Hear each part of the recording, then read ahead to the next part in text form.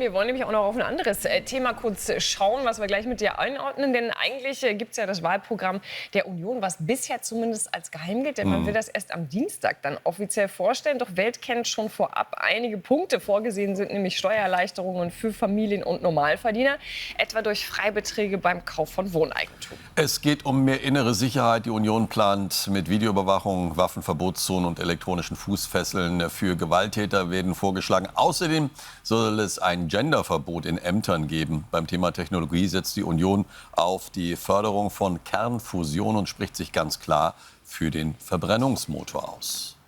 Ja, Philippa, wenn wir das so zusammennehmen, alles jetzt nichts Überraschendes, muss man sagen. Also ein Knaller ist anders. Nee, alles schon mal gehört, sind natürlich auch erst die ersten Sachen, die so durchgesickert sind. Aber ist das jetzt der große Wurf, mit dem die CDU, CSU die Bundestagswahl gewinnen will?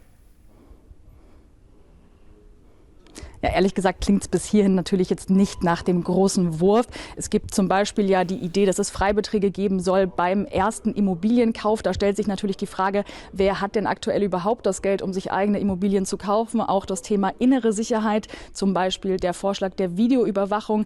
Das klingt eher nach einer Bekämpfung der Symptome, weniger nach Prävention.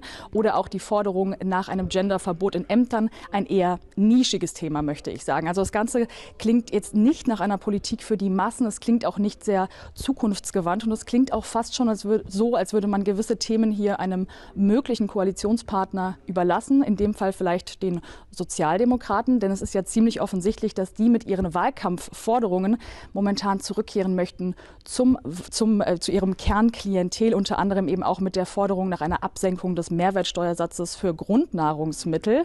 Ein weiteres Thema ist natürlich auch das Thema Schuldenbremse in Zukunft. Die Union hat schon angedeutet, sie wären bereit für eine Lockerung der Schuldenbremse. Auch etwas, was die Sozialdemokraten freuen dürfte. Knifflig könnte es noch mal beim Thema Migration werden. Da haben wir jetzt bisher noch nichts gehört aus dem Wahlprogramm der CDU. Aber da dürfte es dann auch zwischen den Sozialdemokraten und der Union in Zukunft schwierig werden, sollte es eine große Koalition geben. Philippa, danke für den Moment in den Deutschen Bundestag.